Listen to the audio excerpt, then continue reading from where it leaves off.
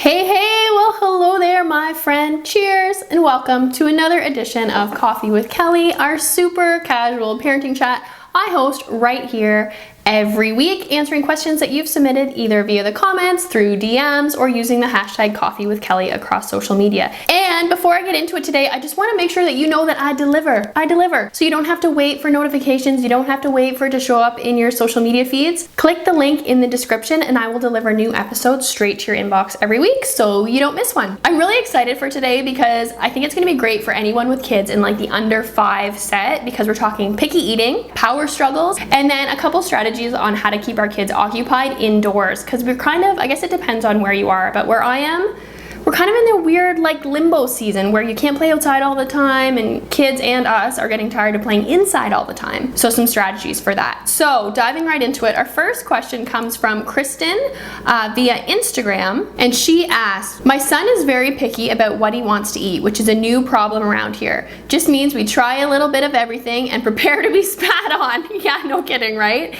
Can a toddler survive on goldfish and raspberries? So just to answer your question there at the end, will he survive on goldfish and raspberries? And you know what? My answer is yes, absolutely.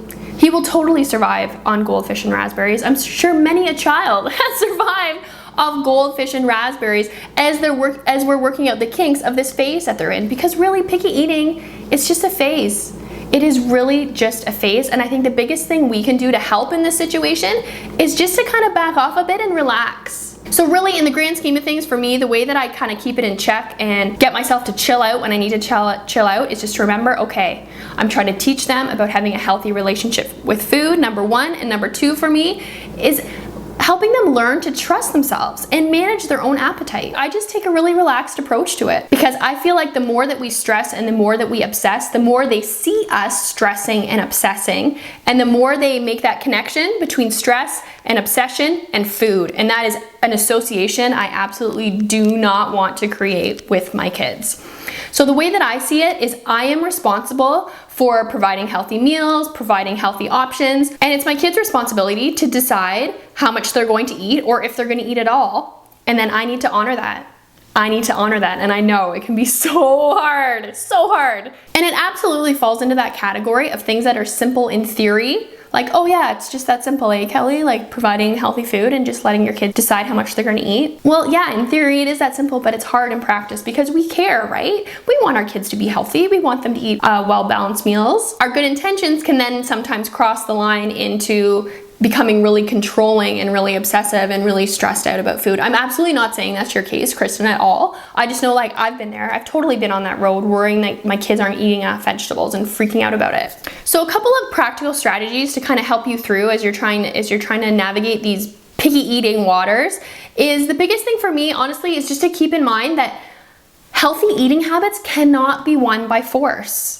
They just can't. Healthy eating habits cannot be won by force. So it's, instead of forcing them to eat or pressuring them to eat or punishing them if they don't eat, or nagging or lecturing or like counting bites, okay, 3 more bites and do this, or negotiating and making deals, we can't win by force. Like, that will not work. I think I'm laughing because it's like all these things are all the things we do, right? Like, these are our go-to things, like making deals about counting bites, or you eat that and you can have dessert, all this negotiating. But how well is it working? It's like, I have Dr. Phil like standing behind, how's that working for you? It's not working. It's not working for any of us. And that's why we're all still stressing about dealing with the picky eating. So I turn it completely on its head.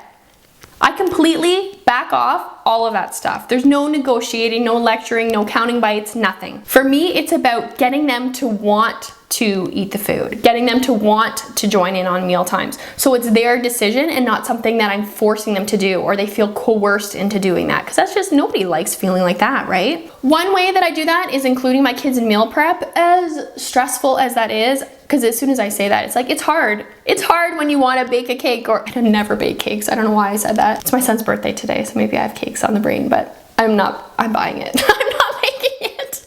having them peel vegetables, depending on their age, obviously, or even just like laying the veggies out on the tray or setting the table. Little kids generally want to be involved in this, but it's us like scooting them out of the kitchen because it's annoying, right? So try to channel like your inner zen at mealtime and allow them in as much as you can and allow them in to help. And I know it's so hard because that stresses me out. Like having them in the kitchen stresses me out, but I know that the more I include them in the meal prep, the more likely they are to buy into wanting to actually eat the food. Another huge thing is having set, this is like, I can't even stress this enough, having set snack and meal times.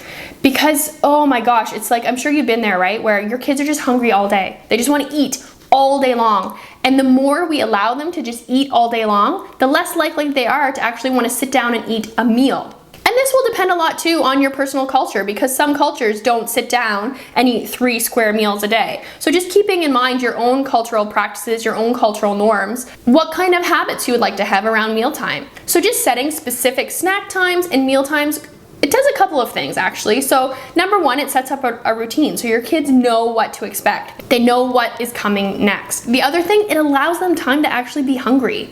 I swear so many of our kids today, well, and even us as adults, we forget what it feels like to even be hungry because we're constantly snacking and nibbling. And hello, food tastes better when you're hungry. You're more likely to eat what's being served if you are hungry. Another thing I really love about having set meal and snack times is that it lets the routine be the boss. So we are not always being the heavy. So it's not our kids constantly coming to us asking for popsicles or cookies or whatever it is they want for their snack and us always having to say no. Now we can say, hey, yeah, sure, snack time's at 4:30, or yeah, no problem, I can get that for you at 3 o'clock, or oh, you know what? Supper's in 45 minutes, we'll have supper at 5:30. And then it also takes some of the stress off of us so we don't have to feel like we're constantly fielding all these requests when we know exactly when the snack and meal times are. And of course, talk to your kids about that ahead of time and then you'll get even more buy-in. And finally, just keep on trying new foods. Keep on trying new foods. If they're rejecting it the first time or they're saying it's yucky or they turn their nose up, just keep trying. Just keep exposing them because it can take 10 to 20 exposures for kids to really get buy-in and to try those new foods. So a couple of things that I really like are like soups and smoothies. Like my kids will not ever eat lettuce,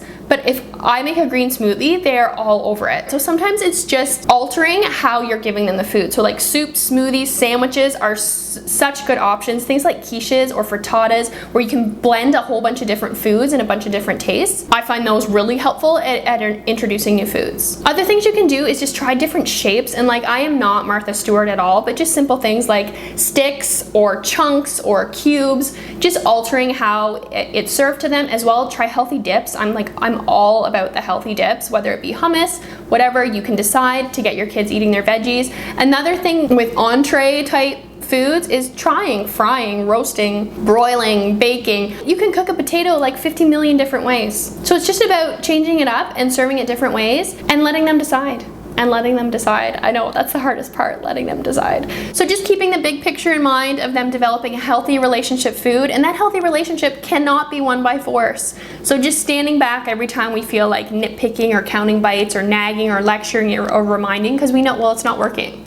Right? That's what we all do and it doesn't work for any of us. So it's more about enticing them into wanting to join the family meal times and wanting to try new foods. So getting them involved in the meal prep, even from a very, very early age. Like kids as young as 2 can be ripping lettuce and setting the table. They can be setting the table and clearing the plates. They absolutely can be doing all of those things, and then increasing their responsibility as they get older. And then just exposing them, continuing to expose them to new foods, and just keeping in mind our own responsibility to provide that healthy food. Because you know what? They can't eat hot dogs for every meal if we're not buying hot dogs for every meal. Unless your like 2-year-old has some like mad grocery shopping skills. I'd be very impressed. But jokes aside, I think you know what I'm saying. So yeah, hope that helps, Kristen. Any other questions or comments about picky eating, just leave them in the comments below. All right, and chugging along, we have a question that came in from a mom via YouTube, and her question is, I have a 2-year-old and a new baby and it's winter, so there's been too much screen time, too much sickness, and a lot of toddler drama. I'm trying to get a handle on everything again, and I'm wondering if you have any ideas for toddler-approved winter-friendly activities that allow for good reconnecting. Reading is always good, but my little guy wants to be active, even if it's doing something with his hands when we're trapped indoors.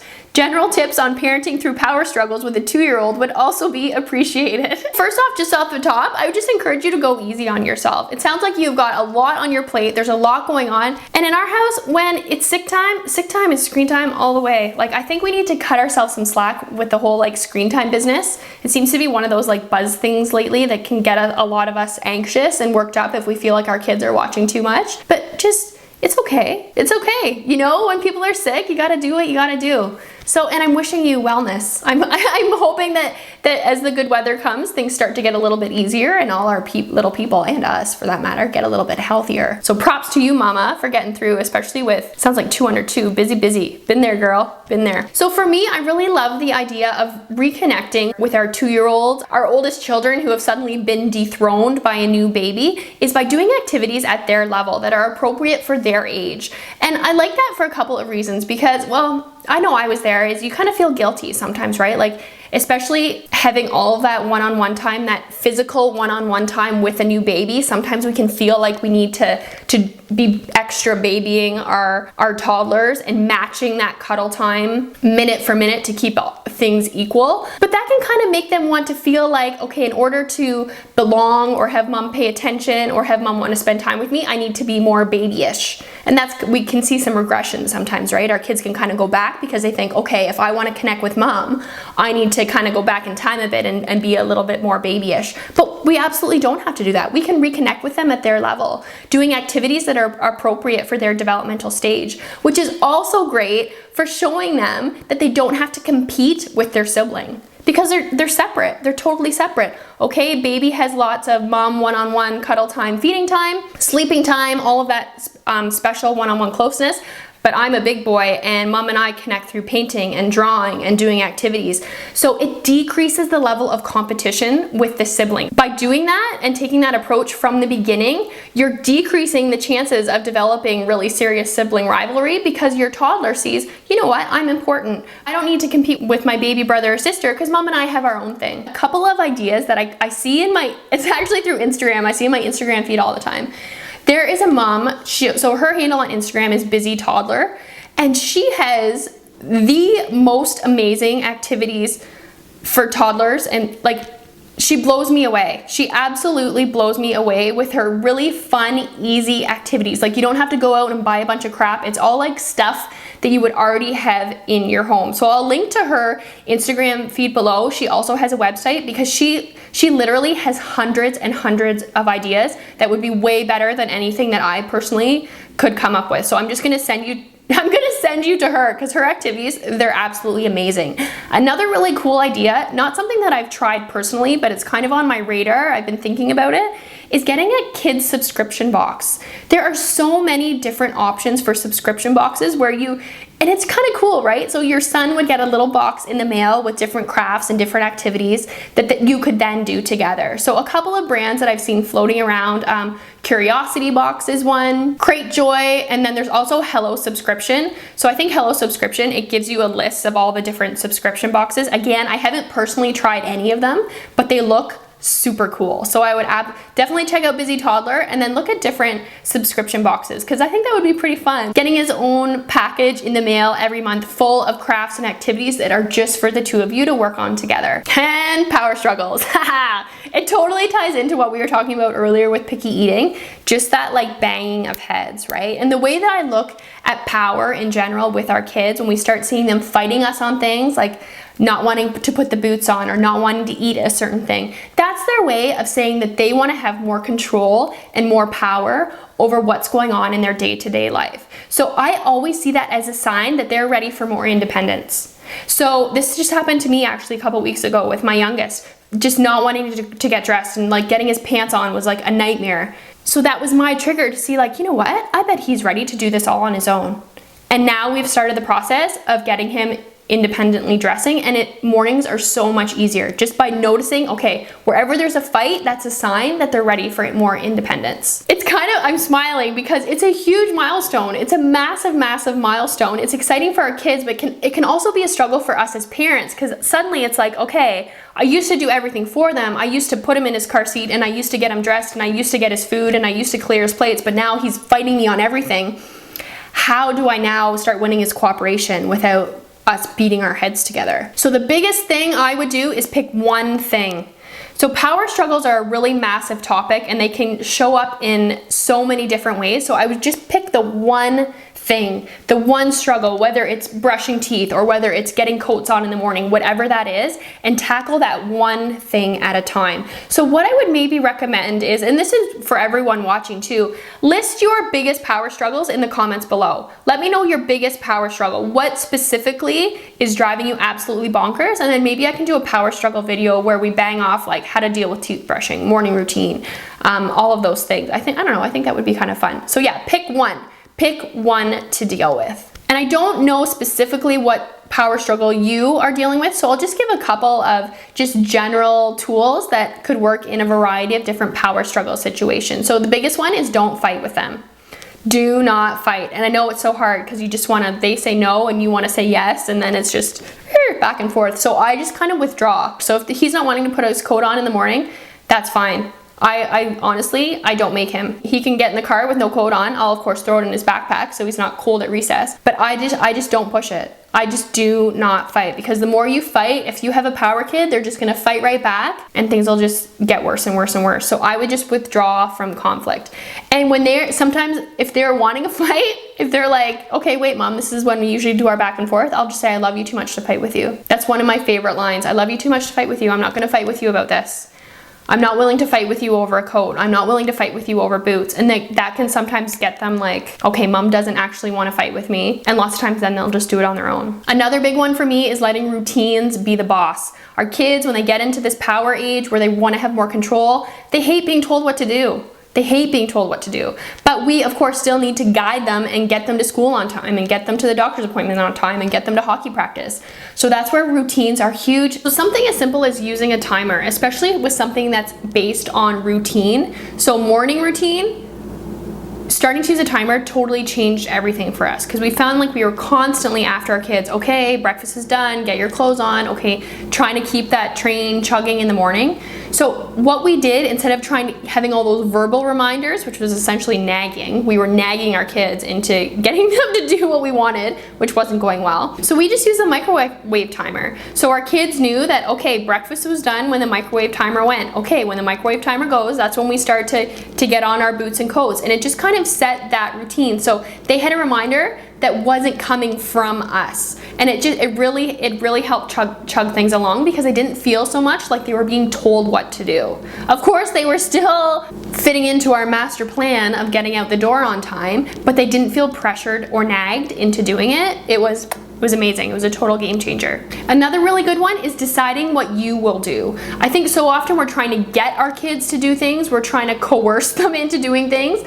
I kind of flip it and look at deciding what I am going to do, what I am willing to do. So if they're still trying to put their boots on, I'll be like, okay, well, I'm gonna go wait in the car, or I'm going to go wait in the garage. Deciding what I am going to do instead of always telling them what to do. And the biggest one, honestly, when it comes to power struggles, is just handing over that responsibility. Having a quick little convo with them and saying, okay, do you want to be in charge of clearing your plates? Do you want to be in charge of putting your pants on? And I know he's 2, so he might not be ready at that age, but whatever it is, if it's managing his own blocks or managing his own teddies in his bedroom, just have a conversation and really hand that control and that responsibility over to him. So I hope that helps. Hopefully the warm weather is coming for you soon and you get to get outside. But yeah, just connect with him at his own level, have your own special thing. It'll help him really feel important and valued, while at the same time decreasing the sense of competition between your kids and that feeling of sibling rivalries. As always, guys, thank you so much for joining me. Love our coffee chats. If you want to have your question featured in an upcoming episode, make sure to leave it in the comments or DM me or tag me on social media using the hashtag coffeewithkelly. I'd love to chat. So cheers, guys.